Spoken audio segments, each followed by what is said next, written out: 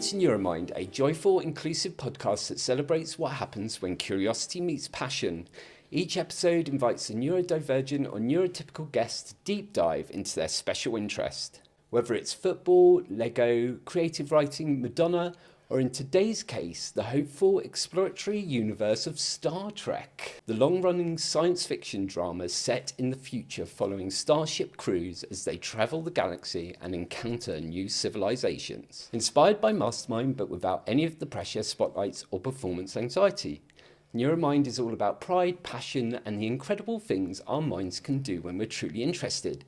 I'm your host, Mark, and today I'm joined by Glenn, who's here to tell us everything we ever wanted to know about Star Trek. How are you doing today, Glenn? I'm fine, and live long and prosper, everyone. Before we set course for the final frontier, we like to begin with a little warm-up. Yep. If you could instantly travel anywhere in the universe, where would you want to go? Ooh, that's a good one. I would travel to Andromeda. Oh, really? Why is that? It's another galaxy that we've not yet visited. I mean, it would take you a long time to get there, won't it? Yeah. Without current space technology, it would take a million years. Now it's time for the focus round. Glenn, please, can you press the red Neuro-Mind sound effect button to get us started? That sounds like Mastermind. You're correct. Here are your questions. And what first drew you into the world of Star Trek? The technology side of it. Yeah, it's pretty futuristic, isn't it? Mm-hmm. The things we have today, it wouldn't be possible without Gene Roddenberry's idea. Yeah, because like the whole sliding doors thing, the automatic doors, that first originated on Star Trek, wasn't it? Yes, it did. And then we all take this for granted, but when mobile phones were a thing, yeah, it was to do with Star Trek using the communications device. So because they were like old flip phones, weren't they? Yeah. So when you see Kirk do that, yeah, you always think of a cell phone. Yeah, that's what the 100%. communication device was. Yeah. But then as Star Trek Generations came along, Next Generation came along, yeah, we had iPods, iPads, computers, tablets, PCs. Yes. All of them could be related back to Star Trek. Is there a particular captain, crew member or species you feel especially connected to, and why? Well, there's two I feel connected to. Yes. Data. Yeah, I love Data. Because he's the android, isn't he? Yeah. Yeah. He's very funny. He's got a lot of humour. Yeah. And then Worf. Yeah. Who has that warrior spirit. Oh yeah, I love that. Yeah, because he's like, he wrestles with his sort of warrior side and also being in Starfleet, which is all about order, isn't it? So. Yeah, but you combine them two together. Yeah. That's what's in me. Because I went through a difficult phase like Worf, but I've also found the funny side with my staff because of Data, finding the humour in it. Well, that's great. Oh, those two great characters to relate to. Mm-hmm. What themes in Star Trek stand out to you most? Exploration, friendship, morality, or technology? I'd say all of the above. Yeah, completely, because it sort of has deeper messages, doesn't it? Yep. And when you look, basically Starfleet's motto is the latest. If you look at NASA's motto, it's identical. There's a connection between NASA and humanity's exploration into the stars. Oh, interesting. So that's how it all started. Mm-hmm. How does the idea of boldly going where no one has gone before resonate with you personally? For me, it's like I'm exploring new places, and that's like me boldly going to the unknown. You've got to be brave to go somewhere you've never been before, right? Yep. Yeah. So it's I would say you've got to be brave, but also very ballsy. Yeah. Be boldly going. Yeah. Like hopefully on my 40th, I'll be hopefully fingers crossed touch when I get a passport and go to Berlin. And you'll be boldly going to Berlin? Mm-hmm. For my 40th. Do you enjoy the science and technology side more, or the characters, stories, and relationships? Again, it's like the last question. It's a bit of both. Yeah, it is. You couldn't have one without the other, really. No, you can't, because basically the characters what make the science and technology look realistic. Yeah. And if it weren't for what they did in Star Trek, things that we take for granted today, we wouldn't have without Star Trek. Has Star Trek influenced how you see the future of humanity? Yes, it has. It shows us that we are still primitive. Yeah. We've got a lot to learn and a long way to go, right? And it doesn't help when you look at today's events, like recent events, like for example the war in Iran. Mm-hmm. We still haven't learned from history. No, I completely agree with you there. And I love the message of Star Trek as well about sort of bringing all different people together. All different cultures, religions. Aliens together, yeah. Yeah, together. There's a lot to be said for that, isn't there? Diversity, strength in diversity. Did you know Star Trek was actually the first show to allow black people in? Yes, yeah. In fact, actually, the original series had a crew that was made up of people from different nationalities, didn't we? Because we had Russian. We had Russian. Well, we had Scottish. Scottish, yeah. So it was a mix. For those times, it was pretty radical. Yes. Yeah, we take it for granted now, don't we? That's why Star Trek is so diverse today. Yeah. It's because of what pioneers did in the past. Yeah. And apparently, I heard that they tried to stop that from happening when they originally cast the series together. Mm-hmm. And there was a lot of pushback against it, but they managed to achieve it. Yeah, achieve it. They achieved the impossible. Odds. Yes. And made it possible. Totally. What is it about Star Trek that keeps you coming back to it again and again? It would have to be the stories. Yeah. That I've been told. They have such deep meaning, don't they? Yeah. Like, I won't forget an episode of Strange New Worlds where they did a choreography of singing. Oh yeah. which reminded me of the film that I've seen called Bohemian Rhapsody. Oh yeah. And I don't know how the producers who made that episode got away with using 80s music. Yeah. As a way of getting an alien to understand that music is harmony. Yeah. It's just like a language as well, isn't it? Yeah. that will forever for me keep me going back.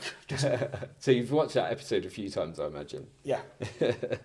Okay, now it's time for the deep dive. Glenn, please can you press the yellow Star Trek themed sound effect button? Space, the final frontier. I get goosebumps when I hear this. The amount of times I've heard that, it never gets old. Never gets old. To seek out new life on new civilizations. To boldly go where no one has gone before. Right, this is a chance to go beyond the questions and explore why Star Trek means so much to you. When did Star Trek become more than just a show and start feeling like a real passion? For me, it was to do with what technologies they had, all the stuff that we take for granted. Yeah, and also how they use technology for doing really good things. Yeah, and that I like that message, that combination. Yeah. Like you can use it in a way that if you need a new replicator. Mm-hmm. Oh, I'd love a replicator. Yeah. Well, basically, the resources they have into matter, which makes it into a replicator, or if they want something to fix, say a console that needed to be fixed, they can replicate it. They can actually replicate a part to go in that console. Mm-hmm. It's a little bit like a 3D printer, but obviously a 3D printer is like a primitive version of a replicator. Exactly.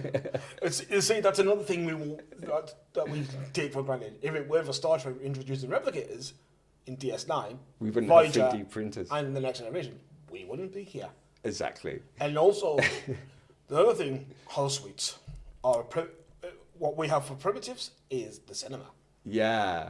Yeah, completely, because it's entertainment. It's somewhere you go to escape. Yeah, and it boosts your morale. Yeah, exactly. It's good for the mental health. On the subject of Star Trek, there is a new game on PC, Xbox, and PlayStation called Star Trek Voyager: Across the Unknown. Oh yeah, and is that a good game? That is really good. I've played the demo. Like Christmas last year, I played the demo, and I'll say this to everyone who's probably listening: like this game will blow your socks off. I've seen it played on YouTube videos, and the amount of stuff you can do with Voyager, it's amazing. Oh, you've sold it to me. What do you think Star Trek says about what humanity could be like in the future? Is it optimistic, do you think? Yes, we can unite our cultures, religions together to form one unified planet. Yeah. And then turn that unity into our strength to find other aliens or planets out there. It would be pretty amazing the first day that when we first discover alien life. I'm so looking forward to that day, even if it's just a microbe on Europa or something. Or even turn the moon from a desolate blob into a colony. Oh, wow, yeah, that'd be pretty cool, because there's water on the moon, isn't there? So that's promising. Yes, and then you turn that water into fuel to go to Mars. Yeah, so it's a leaping off point to go further into space. Yes, and then basically you make Mars into a green planet. That would be nice, wouldn't it? It would be cool. And the second Earth. Do you think Star Trek's optimism about cooperation and understanding is part of its appeal? Yes, it is. Yeah, 100%. 100%. It literally, the Undian have a saying: "The weak shall perish, but united we're stronger." Yeah, and that's so true, isn't it? United we are stronger. There's a lot we could learn from Star Trek. Yeah, there's a lot we can learn from Star Trek. Is there a Star Trek moment or episode that really stays with you? I bet there's a few. There is a few, but the one that sticks to me the most is Voyager's end episodes. Oh, yeah. Endgame. Mm-hmm. How Janeway meets her future self. Yes. Upgrades Voyager to have abrasive armor. Yeah. Transphasic torpedoes. Mm-hmm. And she's able to obliterate a cube with one of them. She's pretty amazing, that character, isn't it? Catherine Janeway. I love her. Yeah. She's a great captain. But what amazes me is, like, you see Voyager stranded 70,000 light years away from the Alpha Quadrant and Earth. Yes, yeah. And how that ship has never been destroyed. Yeah, because they're out on their own, aren't they? Yeah. In that one. Big shout out to Catherine Janeway then. Yeah. Okay, time for the Neuro quick fire round. Glenn, please hit the purple Star Trek themed sound effect button. That's the transport van. Yeah, it is correct. This is a lightning round of choices. However, if you can't decide, feel free to say skip. Ready? Yep. Captain Kirk or Captain Picard? That's easy, Picard. Yeah, me too. Transporter or shuttlecraft? That will be easy. That's the transporter and shuttlecraft, because certain missions will require the transporter, some missions will require the shuttlecraft. Exactly. Watching classic episodes or newer series? Both. Yeah, equal parts. Serving on the bridge or in engineering? Engineering. Oh, really? Oh, I quite like to be on the bridge, I think, where all the action is. If I was an engineer, I would like to be in engineering. But if my job was on the bridge, yeah, it will be trying to fix things or fly the ship. Yeah, 100%. Visiting a new planet or meeting a new species? Both. Yeah, because you can do both at the same time, right? Yeah, because basically, if you're visiting a planet, you're actually visiting the alien that might be living on that planet. Exactly. It could be the alien could be a Trill, it could be a Cardassian, it could be endless. Endless possibilities. Glenn, please press the pink Starfleet sound effect button to wrap things up. I knew you were going to bump the phone. Start tracking.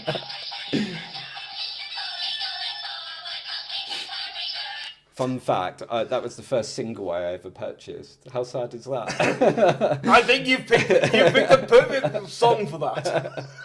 Thank you so much, Glenn. Today you've officially earned the title of Neuro-Mind Starfleet Explorer. Before we finish, please spin our Wheel of Fortune to see what prize you're taking home. Oh, edible treats. You have won these alien gummies and these flying saucers. Oh, thank you. You're very welcome. That was a lucky draw. It was, wasn't it? Thank you so much, Glenn, for being on Neuro-Mind. It's brilliant exploring the galaxy with you. Yep. And to everyone listening, remember, your special interest isn't weird, it's wonderful, and the world is brighter when we get to hear about it. Got a topic you could talk about for hours? We'd love to have you on the show. Come and be a guest on Neuro-Mind, the podcast that celebrates everything you love, no matter how niche, nerdy, or neuro-wonderful. Tell us what lights up your mind. Comment below or message Neuroversal Studios. And don't forget to subscribe so you never miss an episode. Goodbye. Live long and prosper.